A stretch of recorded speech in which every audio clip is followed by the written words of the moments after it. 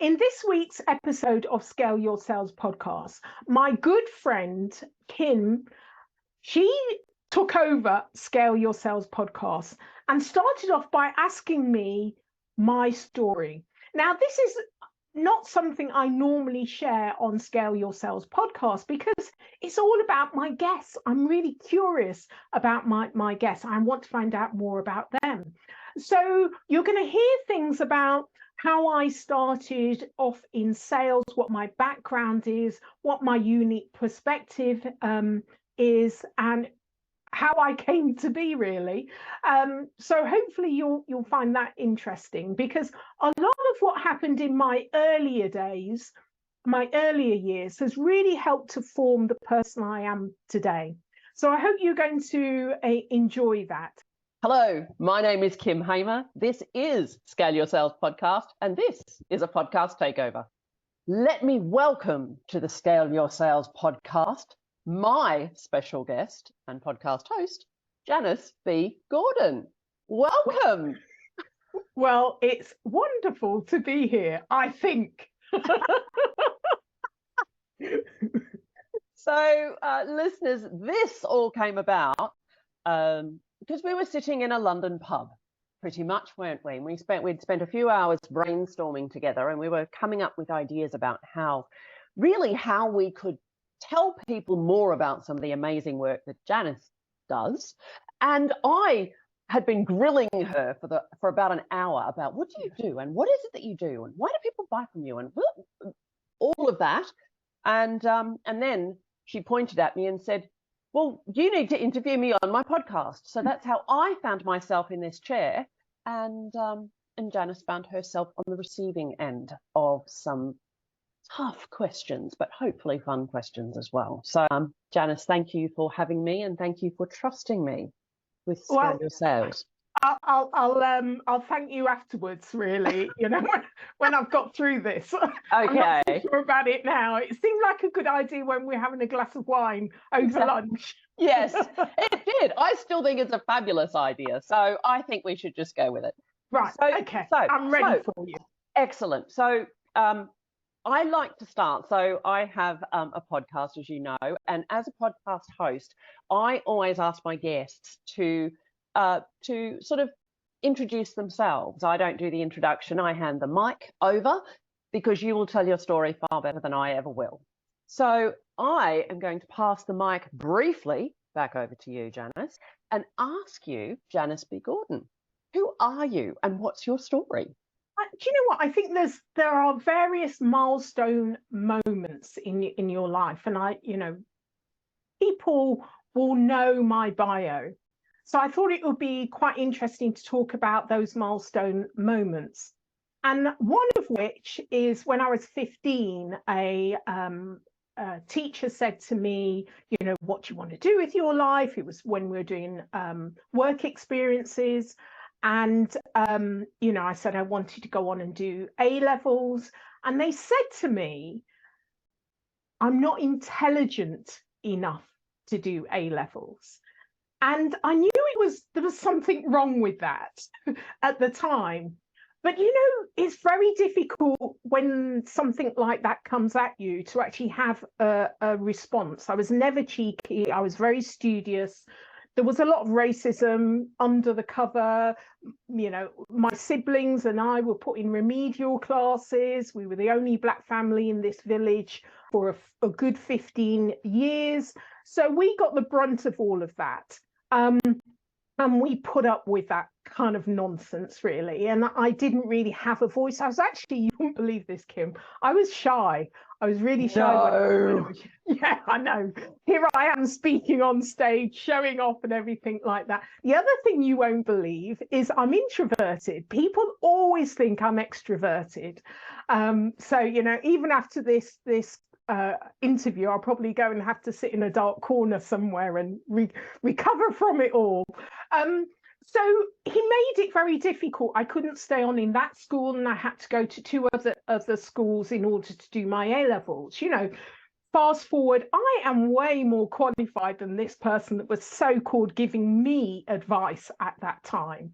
But I spoke about this in my TEDx talk as well, and that other people's perception of you is nothing to do with you. It's all to do with their experience, how they experience the world, and their past experiences.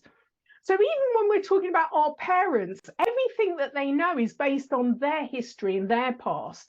And especially for younger people, we're looking into the future of all the possibilities, and we're online, we're using our mobile phones, and often older people are kind of a good few generations behind all of that. So you can imagine taking advice from somebody that's not even in the same world that you are, or doesn't have the same experiences in the way that they perceive your world. So one of the things that I say that, do not take other people's advice. Trust your own instincts. Trust yourself. Know yourself better than anyone else. And I know this will resonate with you, with Brand You. And, Brand You is all about, your core values and really understanding yourself. And that's what you're leading with. So that was kind of one pivotal moment. But I must say that I've also recognized that these blocks and barriers in my life is only one. It's the one that I mentioned because it was the first that took me back. But I recognize this is a recurrent theme in my life. The other pivotal moment is that I've traveled the world extensively. I've lived and worked in 3 continents. I've been exposed to glorious people and places in the world. I feel privileged. I really do feel privileged, but that's because from a lot of those early experiences where I was very much put in a box, that I kind of want to break out that box. I want to smash that box to pieces. And it's only recently with Me Too, Black Lives Matter, that I've had a voice, but I haven't always used it because there's always been consequences to that. And I do say to women when I, speak in various groups, leadership groups, and, we have got to stop apologizing. I'm not apologizing. This is a black looking at you.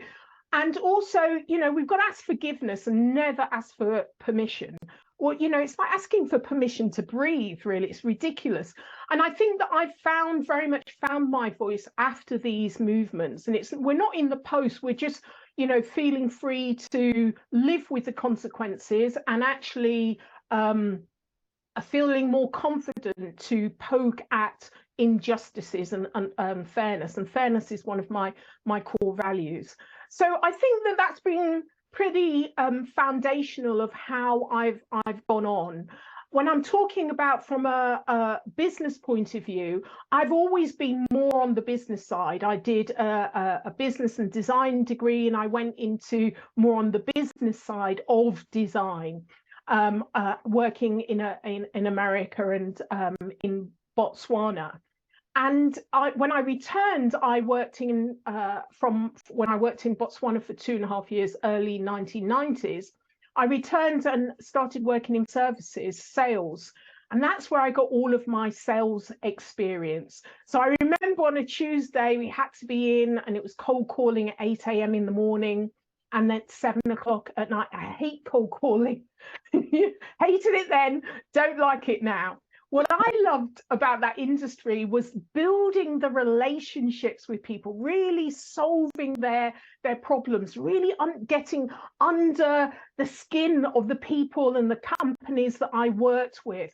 That's what I loved about the job. And I did it for a good 10 years. If I kind of fast forward, I then started after my Cranfield MBA, and I did the MBA in financial services, my office.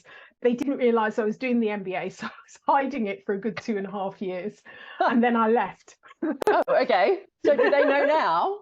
Yeah, they know now. Yeah. And so after my MBA, I worked with a construction company, more on the kind of operational side. I helped them turn 1 to 4 million. And this was very much based on putting in systems and processes. You'll know from Talent Dynamics, I'm a mechanic. I love having a situation where there are no I love making connections. I love putting systems and process. I love making sense out of chaos. I'm very kind of structured and creative within all of that. So if there's nothing there, I can create something out of it. And even when, you know, a lot of my clients are talking to me, or even when I'm on stage, sometimes I think, oh my gosh, that was brilliant. Where did that come from? I didn't plan to say that, but it was just absolutely spot on. And it's because I always do so much research. I overdo things that I pick up all of these connections and I'm creating processes and systems, whether I'm speaking to a client or whether I'm speaking on stage. So they think, oh my gosh, the question you asked me to make that connection. So that's kind of one of, I suppose, my superpowers. Cranfield School of Management then asked me to come back. So I worked with a customer experience consultancy, and then I worked with Cranfield. The customer experience consultancy completely changed the way I think about sales. And I thought, oh, well, we've got this all wrong. And that has continued to develop into Scale Your Sales, which I'm happy to talk about later. Having a real focus rather than internally on sales, but more on the buyer and the customer and how that changes things. So working with Cranfield School of Management, first early experiences was more in key account management and later in leadership development programs, MSc. So, you know, all of this has formed my experience, my perspective of the sales industry, who I am, what I do, and what I represent. So I hope that's given you a kind of an indication of my story. Excellent. I don't know, sometimes when we host these podcasts and we're predominantly guest led, often there's like a missed opportunity to go, well, who's the host? Because we focus so much on promoting the guests and their story and exploring that. And I think there's probably a lot in there that people who've been listening to your podcast for a while didn't know. So, you know, I think it's fantastic. I learned a lot in our conversation in the pub, let alone that conversation just now. So I'm really interested in what drew you to, for want of a better word, sales as a sector or an industry. So what, you know, you talked about building relationships, and you know, you came from cold calling and you know, some other parts of sales. So what had you kind of go, yeah, this is the lane of Janice B. Gordon? Before I went to work in Africa, so I did my degree and it was business and design. I went out to America, another pivotal moment. So I went out to America and took my sample designs out there and got a job and worked out there. And, you know, it was almost like Studio 54. It's really exciting. You know, I went out to loads of clubs. I met lots of people. I got very much exposed to another form of diversity that, you know, so I was kind of very much cultural diversity, but, you know, in terms of sexual fluidity, I wasn't really exposed to, and I just loved it. It was so exciting to me. And, you know, and again, that's kind of formed the way that I treat people and how important fairness is to me, and really just looking at people as individuals and not categorizing them so much. So that was pretty fundamental about how I kind of go forward in my relationships. But I had the designs and I needed to make money, and I would literally go to the reference library, pick up the phone. This was before I did cold calling, with my English accent, and, you know, I would get appointments with people, and then I would sell to people. So it's just kind of like the business side and selling became quite accidental, really, because I needed to earn some money while I was there, and I had these designs. Then I formed a business where I'd go over 4 times a year selling down designs to the fashion industry and contract and industry and so forth. So I was, even prior to that, I used to make clothes and I used to sell clothes. So I was always kind of on the cusp of the business side. I've gone on to grow businesses, start businesses. So I've always been quite entrepreneurial. So when I came back from Botswana, and I knew that I wanted to do an MBA and I had no money, I wanted to do more in business. And so that's why I kind of moved into sales. I was very clear at that time. I had done business on a very smaller entrepreneurial scale. The business is about sales. You can't have a business without sales. So I really wanted to understand the process, the formal process of sales. So it's a bit of a no-brainer for me. I mean, when people accidentally fall into sales, I deliberately wanted to gain that knowledge of that in the industry. And I think it's really interesting. You talk about without sales, there is no business. And whether we're employed in other businesses or running our own business, it's kind of a mantra, because without sales, you've got no cash. Without cash, you can't do anything.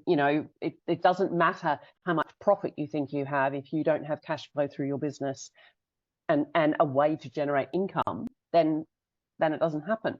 So, you've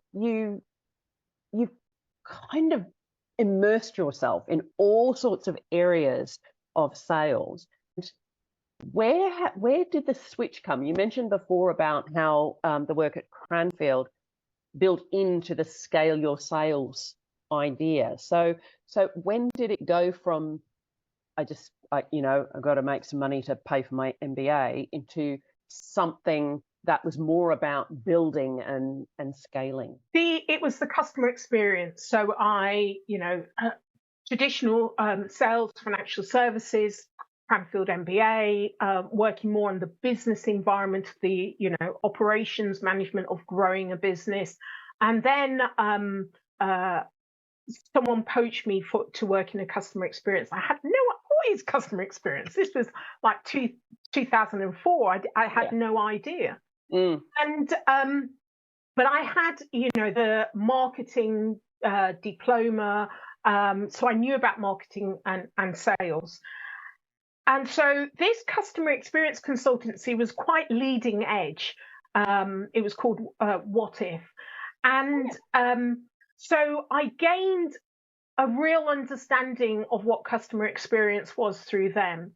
But what made a difference is that having had the sales experience and doing customer journeys, so I worked with AOL and set up customer journeys in Germany, Paris, and France, UK, and really understanding that it doesn't matter if you have the marketing team or technicians, all of these different groups of people. We would set up a journey. They would have to sit with the customer, and the customer would do the journey. They're not allowed to say anything, say, oh no, you're doing it wrong, or it's supposed to be done this way. If it's technicians, the technical people found that really hard because they knew what they had planned the journey to be. We found the shortest route, the most efficient way. They always found the problems, the holes, and all of these things. The customers were the best creators and innovators, and recognizing that. But so what we tend to do is think that we know everything, but actually the customers know more. They always know more. They always know more. So going back to sales, here we are saying this is the solution to your problem, but often we talk a lot about discovery, but discovery questions was to lead them to my solution. It wasn't really discovering about their true priorities, needs, and wants. It was to lead them to my solution. And that was how traditional sales was done. So, we had a fact find and all of that. Our job is done. We've justified the solution. And that's what really grated with me. We really weren't including the customer in this journey, but actually this solution was for the customer. And that's what I didn't really, it didn't sit right with me.